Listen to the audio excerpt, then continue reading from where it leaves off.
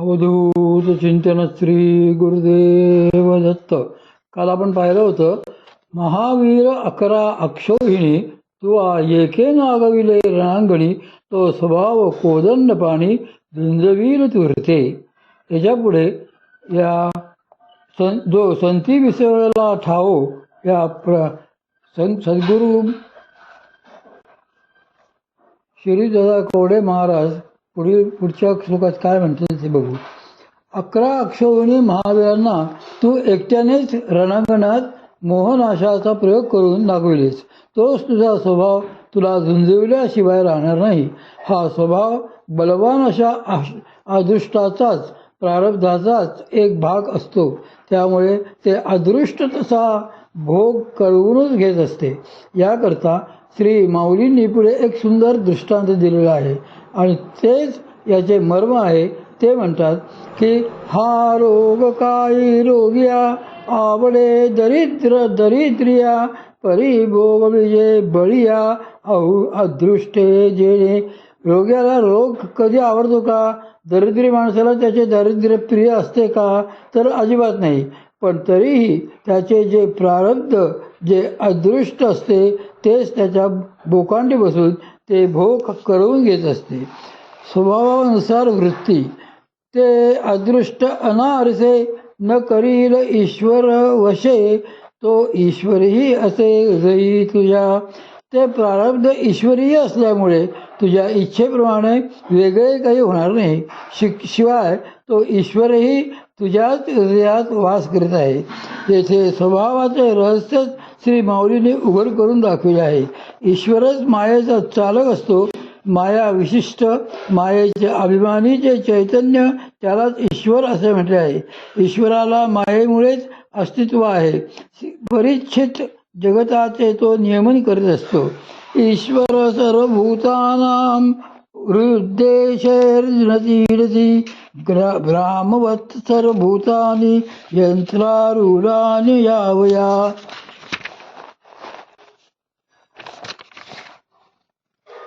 हे अर्जुना, हा अंतर्यामी ईश्वर सर्व जीवांना त्याच्या हृदयात राहून आपल्या मायेने शरीररूपी यंत्रावर कर्मानुसार फिरत असतो. पार्था, तुझी त्या त्रिगुणात्मिका मायेने वेढलेला आहेस. तुझा अंतःकरणात त्या मायेच्या त्रिगुणापैकीच एका गुणाचे प्राबल्य आहे. तो मायावी ईश्वर तुझ्या हृदयामध्येच असतो. त्यामुळे तू जरी म्हणालास की मी माझ्या कर्माप्रमाणे वासनांप्रमाणे वागणार नाही, मी जे गुण घेऊन आलेलो आहे त्यानुसार वागणार नाही, तरी हे तू तुझ्या स्वभावाविरुद्ध बोलत आहेस. तुझे अदृष्ट तुझ्याकडून इप्सित ते करून घेईलच.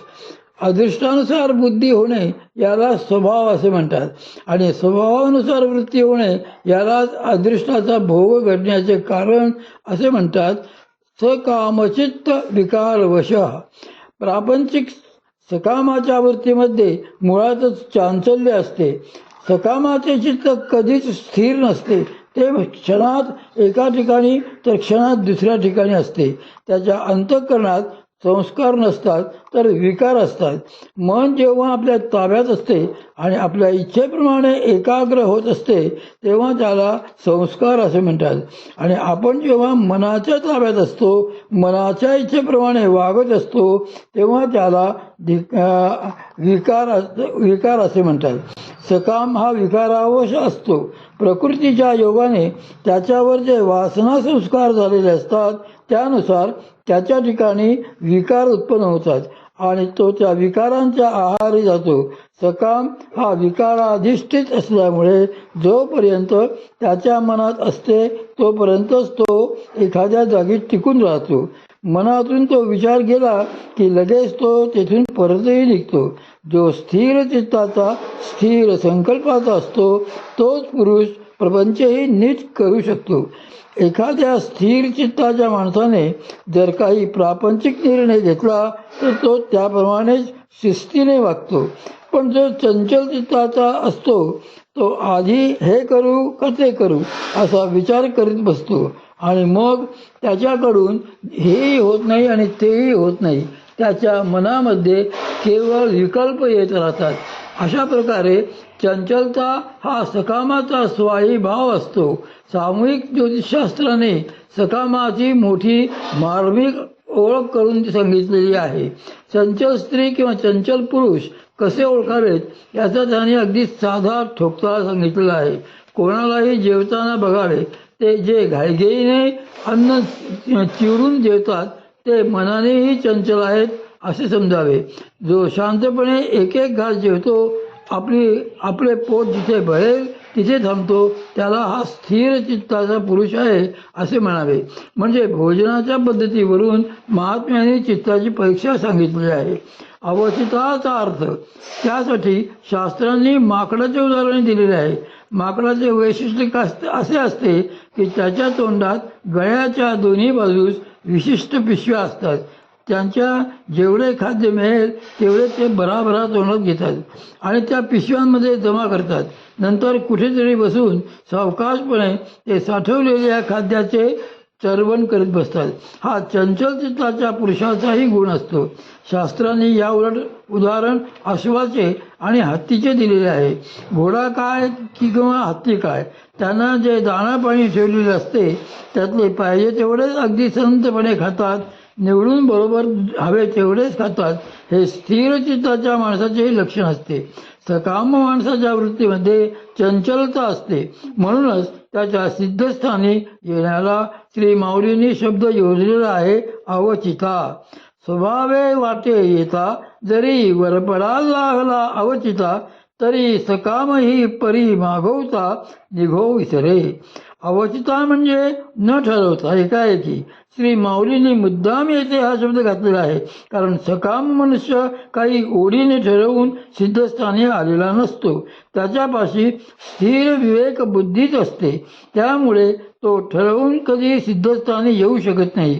तो सहसा असाच विचार करतो की 4 लोक जात आहेत तर आपणही त्या स्थानावर जाऊन पाहावे, किंवा वाटेने जाताना अनायासे आलोच आहोत तर बसावे तिथे, म्हणून तो एकाएकीच आलेला असतो. मात्र असा अचानक जरी तिथे येऊन थांबला तरीही त्याला त्या स्थानाच्या सिद्धशक्तीची प्रचिती मिळेलच.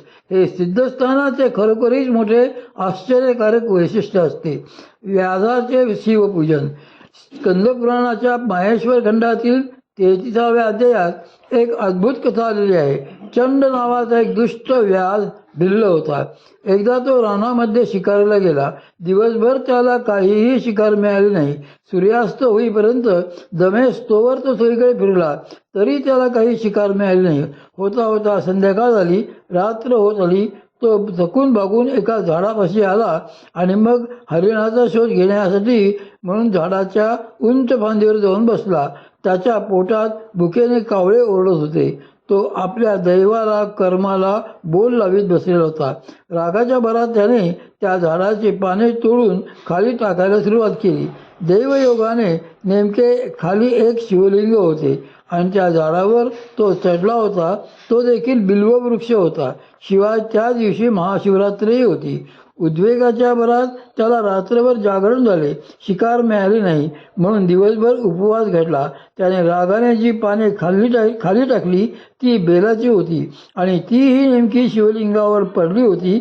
आता येथे त्याने प्रयत्नपूर्वक इच्छा धरून यापैकी काही केले होते काय? सगळे त्याच्याकडून अवचित झाले. योगायोगाने एकाएकी झाले, पण तरी देखील त्याला त्याचे फळ मिळाले. सकाळी त्याची बायको त्याला शोधत तेथे आली. व्याधाच्या हातून नकळत जी शिवपूजा घडलेली होती तिच्यामुळे तो ज्ञानी झाला होता. ते ज्ञान त्याने बायकोलाही दिले. तेवढ्यात तेथे शिवगण आले आणि त्यांनी त्या उभयतांना शिवलोकाला नेले. स्वभावे वाटे येता जरी वरपडा झाला अवचिता, तरी सकामयी परी मागवता निघो विसरे. एखादा मनुष्य सकाम मनुष्याच्या मनात प्रापंचिक स्वार्थाचा विषय घेऊन अचानक जरी त्या सिद्धस्थानी आला तरी देखील ते स्थान त्याच्या मनात जी प्रबळ वासना असते त्या वासनेनुसार त्याला फळ देते. त्याला तसेच जाऊ देत नाही. किमान एका अनामिक जोडीने त्याला त्या स्थानी थांबावेसे तरी वाटते. ही शक्तिपाताचीच लक्षणे. स्थान महात्म्याविषयी एवढे सारे सांगून झाल्यानंतर श्री माऊली सिद्धस्थानविषयी असा सिद्धांत म्हणतात की ऐसे न राहते याते राहावी भ्रमतया ते बैसवी थापटुनी चेववी विरक्तीने. या प्रकारे एका जागी न राहणाऱ्यालाही ते स्थान तेथे राहायला लावते. सतत भ्रमंती करणाऱ्यालाही एके ठाई शांतपणे बसवते आणि बसणाऱ्याच्या अंतःकरणातले वैराग्यही थपटून जागे करविते. सिद्धस्थानाची महतीच अशी असते की त्या स्थानाची तपशक्ती जो चंचल मनुष्य एके ठिकाणी स्थिर राहू शकणार नाही त्यालाही स्थिर करते. जो अखंड भ्रमण करतो, एका स्थानी राहत नाही, एका विषयावर टिकत नाही, त्याला देखील ती तेथे खिळवून बसते. जो विरक्त नसून विषयाग्रस्त असतो त्याच्या अंतःकरणातही ती शक्ती प्रकर्षाने विरक्त जागृत करविते. वरवर पाहता हे स्थान महात्म्याचीच एक ओवी वाटेल, पण प्रत्यक्षात ही शक्तिपात शास्त्राची ओवी आहे. यातून श्री माऊलींनी शक्तिपाताचा एक विशिष्ट प्रकार सांगितलेला आहे. कारण सिद्धस्थानामध्ये जी तपशक्ती असते तिच्यापुढे तेथे येणाऱ्याला शक्तिपातच होत असतो. पण तो शक्तिपाताचा प्रकार मात्र भिन्न असतो. ती कुंडलिनी जागृती नसून भावजागृती असते. त्यात केवळ त्या स्थानी येणाऱ्या व्यक्तीचा स्वभाव गृहीत धरला जातो. त्याच्या वृत्ती आधारभूत मानल्या जातात. एखाद्याविषयी आपण असे म्हणतो की हा माणूस चंचल आहे. पण माणूस चंचल आहे म्हणजे नेमके काय? तर त्याचे मन चंचल आहे. म्हणूनच न राहता याते याचा अर्थ एका ठिकाणी स्थिर न राहणाऱ्या अशा त्याच्या मनाला श्री माऊलींना येथे हे सांगायचे आहे की एरवी स्थिर न राहणाऱ्या मनालाही त्या स्थानाची शक्ती तेथे स्थिर करविते. कारण चंचल मनाचे कायम द्वंद्व चाललेले असते. त्याचे संकल्प विकल्प जिथे संपतात तिथेच स्थिरत्व सुरू होते. भोगासक्त राजाची कथा. मिथिला नगरीचा राजा नमी याची एक गोष्ट आहे. तो राजा अत्यंत भोगासक्त होता. सगळे आयुष्य त्याने विविध भोगातच घालवले. पुढे असे झाले की अतिभोगांमुळे त्याच्या शरीराचा दाह होऊ लागला. तो दाह ज्वर कोणत्याही औषधाने थांबेना. राजवैद्यांनी शेवटी असे सांगितले की यावर एकच उपाय आहे आणि तो म्हणजे राजाच्या सर्वांगाला चंदनाचा लेप लावावा. त्यायोगे हे थांबेल तर ठीक, अन्यथा यासाठी दुसरा उपाय नाही. चंदन लेप लावण्याचे काम राजवैद्यांनी राजाच्या राण्यांवर सोपवले होते. त्याप्रमाणे राण्या राजाच्या अंगाला चंदनाचा लेप लावित होत्या. त्याच्या अंगाचा दाह इतका तीव्र होता की त्याला लहानसा आवाज झाला तरी तो सहन होत नसे. आवाज असह्य होऊन त्याचे पित्त भडकावले व तो संतापून उठायचा. त्याची एक राणी होती. तिने तिच्या हातात संपूर्ण चुरा भरलेला होता. राजाकरता चंदन उगाळून लेप तयार करताना त्या बांगड्यांचा आवाज होत होता. तो आवाज ऐकून राजा ओरडला की बांगड्यांचा आवाज होतोय, त्या बांगड्या काढून टाक. ती राणी शहाणी होती. तिने हळूहळू करत हातातल्या सर्व बांगड्या उतरविल्या. फक्त एकच बांगडी दोन्ही हातात ठेवली. तिने असे करण्यामागे दोन कारणे होती. पहिले कारण असे की बांगडी हे सौभाग्याचे लक्षण असते. त्यामुळे सौभाग्यवतीने हातातील सगळ्या बांगड्या काढू नयेत, किमान एक तरी ठेवावी. दुसरे कारण असे होते की पतीची इच्छा म्हणून त्याला आवाजाचा त्रास होऊ नये म्हणून बांगड्या काढायच्या होत्या. पण हातात एकच बांगड्या ठेवल्याने त्या बांगड्यांचा आवाज होणार नव्हता. उद्या आपण मनस्थैर्याची शांती हे प्रकरण बघू. अवधूत चिंतन श्री गुरुदेव दत्त.